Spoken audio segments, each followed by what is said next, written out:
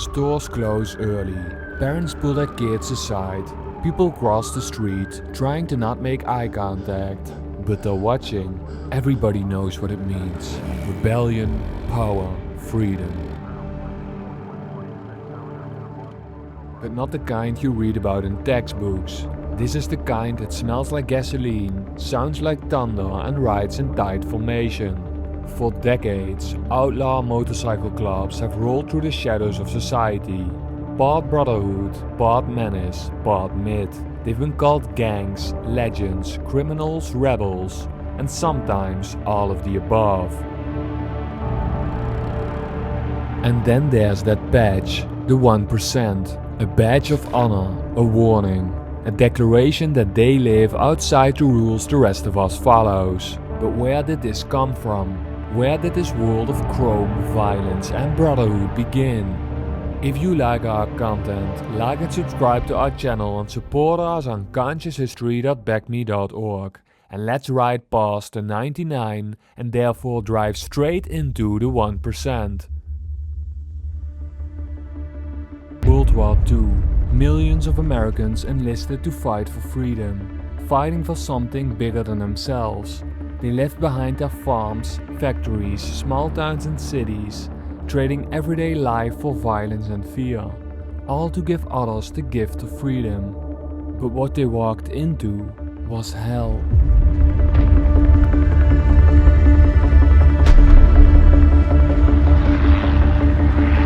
Bullets, mud, fire, chaos.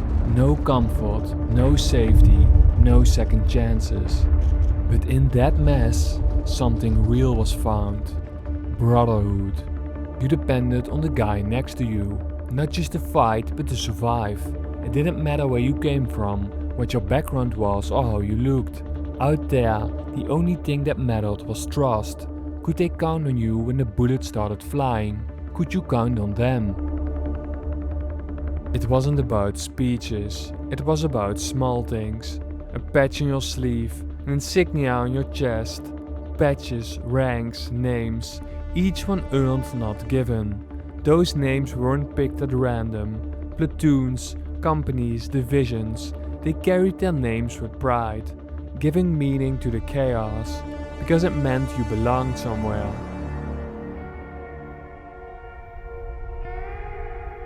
But then the war ended, and for millions of American veterans, the question became, now what? They came home to a world that looked the same, but didn't feel the same. After everything many went through, many were so wrecked from the chaos and all that they had been through, that the quiet life wasn't an option anymore. Missing a feeling of brotherhood, so they wouldn't have to fight the world alone. The US government released tens of thousands of motorcycles after the war, because they were no longer needed for military reasons. Many veterans were already trained to operate and maintain motorcycles to deliver messages. They knew the bikes, how to ride and repair them. Many veterans bought bikes and formed groups, giving them that feeling of brotherhood. They gave themselves new names, symbols and having new missions. Riding not just to move, but to reconnect with what gave them hope. Adrenaline, loyalty, brotherhood. Calling each other brothers and giving each other patches to embrace the respect they earned. But here is where the story splits. When a small town hosted a motorcycle rally for the 4th of July, thousands of riders showed up, way more than the town could handle. Bars were overflowing, people got drunk, and because of the big crowds, fights happened all over town. Reporters snapped photos of drunk bikers fighting. The nation was shocked. The American Motorcyclists Association tried to save their image. They would say that 99% bikers were law-abiding citizens and these were just the 1% outlaws. They thought they were saving face, but what they accidentally did was hand birth to an idea that outlaw groups stitched into denim and leather. A diamond badge, a number, 1%. What was meant as an insult became a declaration to a group who felt like society was against them. With this badge, the outlaws would send a clear message to every other rider. We don't live by your laws, we live by ours. By the 1950s and early 1960s, local law enforcement started witnessing the rise of the 1%. Ex-military discipline met criminal opportunity. Like an army platoon that went fully desert, clubs formed corporate-style structures, claiming territory, organizing chapters, and appointing leaders. Presidents, vice presidents, sergeant-at-arms, road captains, and their patches earned by reputation. 1% clubs were fueled by just one thing: power, and that power was generated by money. 1% biker groups started transporting illegal drugs across borders and making serious money from feeding the hippie movement. It went from fighting in bars to extorting bars and all other surrounding businesses in the area where they had to pay taxes for security. Even other smaller biker groups were forced to pay taxes, and this led to fights over who controlled certain areas. Violence increased drastically the moment bigger weapons were introduced. Suddenly, there were ambushes on the highway and drive-by shootings of clubhouses. By the late 60s, outlaw clubs learned how to make meth themselves, cutting out the middleman and giving them total control of the supply. This is where the nickname crank came from, because they hid the drugs and the crank cases of their bikes. And just when it seemed like the drug trade couldn't get any darker, the real storm was waiting overseas. Vietnam. Many soldiers came in contact with a newly formed enemy that would tear up through American streets: heroin. So addictive that in a short amount of time many people became desperate for more. The fallen off platoon, the 1% outlaw bikers fought a new type of war. One fought with needles, knives and pistols. And with money came power, expanding outside the country, where they would sell in Mexico and Canada, where they moved product like a military supply line. While drugs were getting exported throughout the American streets, heroin was just the start. By the early 1980s, cartels in Central and South America were pumping out cocaine on a scale the world had never seen before. Entire jungles were turned into production zones, while speedboats ferried shipments across the Caribbean. Soon, the US was hooked. From the streets of Los Angeles to the nightlife of Miami, it became mainstream and so addictive, fortunes were spent to get access to it. While the outlaw bikers didn't fabricate it themselves like the crank, they did have one thing most others didn't have: networks. Chapters across the country and highways stretching like veins across the continent gave them the perfect infrastructure to move product from city to city. This generated so much money that the ambition of the 1% stretched across oceans. Chapters opened in Canada, Australia, New Zealand and Europe, forcing themselves into the existing black markets and reshaping them from the inside. Therefore, the patch became a global emblem of organized crime, fueled by money, power and the will to expand at any cost.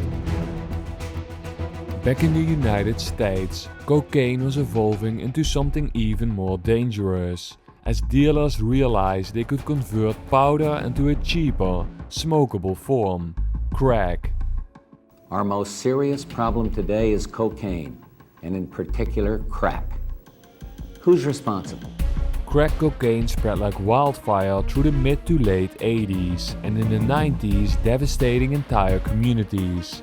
Its low price made it accessible to anyone, and being so addictive it made people coming back no matter the cost. This is the most addicting thing that probably ever existed in the world, you know? It will make you a slave.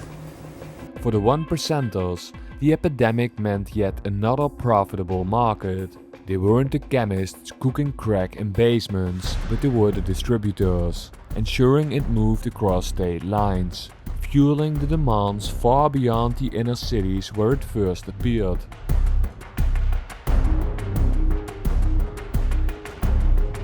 If you would compare the 1% to a deserted army platoon, it had completely conquered the enemy. It had reached across continents and had the ability to destabilize entire communities. But in warfare, sometimes the best attack to annihilate the enemy is to fight fire with fire. Law enforcement could no longer ignore the scale of the problem. Agencies like the FBI and DEA began targeting 1% biker clubs with the same intensity they had used to take down the mafia, with RICO charges. Under RICO, clubs were not treated as a loose band of individuals, but as structured criminal enterprises. Under RICO, leaders could be held responsible for the actions of their members, and entire organizations could be dismantled in a single sweep. FBI arresting dozens of people tied to a motorcycle gang. The results were dramatic. Clubhouses were raided in early morning operations. Meth labs were dismantled. Cocaine shipments were intercepted, and high-ranked members faced decades-long sentences. For the first time, it looked as though the government had found a way to strike at the heart of the 1%.